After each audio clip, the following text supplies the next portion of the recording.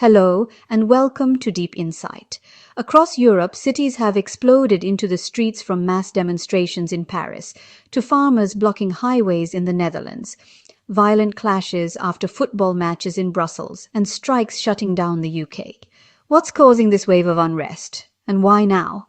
Let's break it down, country by country. So, there isn't a single cause, it's several overlapping drivers. Economic pain and austerity, environmental and agricultural policy backlash, international conflicts spilling into public streets, football and mass event flashpoints, and long-standing tensions over policing and migration. Let's zoom in. Economic and austerity fights. Large unions organize strikes and marches against budget and pension reforms, drawing hundreds of thousands. Anger over cost of living and repeated government changes fuels unrest. International conflict spillover, pro-Palestinian demonstrations over the Gaza conflict, municipal flags, and solidarity protests have intensified tensions. People are protesting, "I can't pay my bills," and they want to take my pension. In Netherlands, farmers are protesting new nitrogen emission regulations that threaten herd sizes and farm incomes. They've repeatedly blocked roads and government sites, causing economic disruption and tense encounters with police. Our livelihood is under threat. We have to act. Belgium has seen large anti-pension demonstrations and strikes earlier in 2025. Football matches and clashes with police have created additional flashpoints for unrest. Even routine matches can turn into clashes if tensions are high.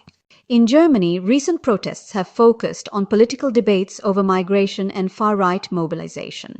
Large counter-protests emerge when controversial policies or rhetoric ignite fears of polarization. People take to the streets to defend democracy against extremist narratives.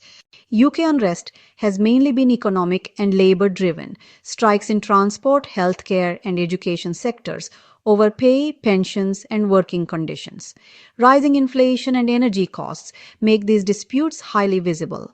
Nurses say we can't keep up with inflation while trying to serve the public. Across Europe, 5 big themes explain most unrest. First, economic pressure and austerity, rising cost of living, pension cuts, pay disputes in France and United Kingdom. Second, policy backlash, environmental farming rules affecting livelihoods in Netherlands. Third, international conflicts spilling locally. Gaza, Palestine solidarity protests in France.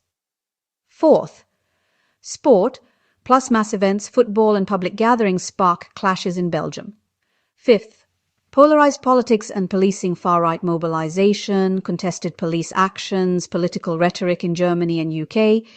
Most protests are peaceful. Violence usually comes from extremist factions using crowds, heavy-handed policing, opportunistic vandalism, or high-emotion triggers like controversial flags or sports events. Media amplification then spreads unrest further.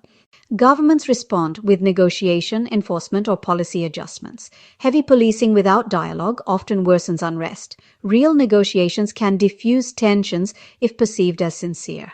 Expect more flare-ups while structural issues remain: cost of living pressures, climate-linked policy changes, and polarized international politics. Europe's history shows protests can lead to change, better protections, policy revisions, and political recalibration.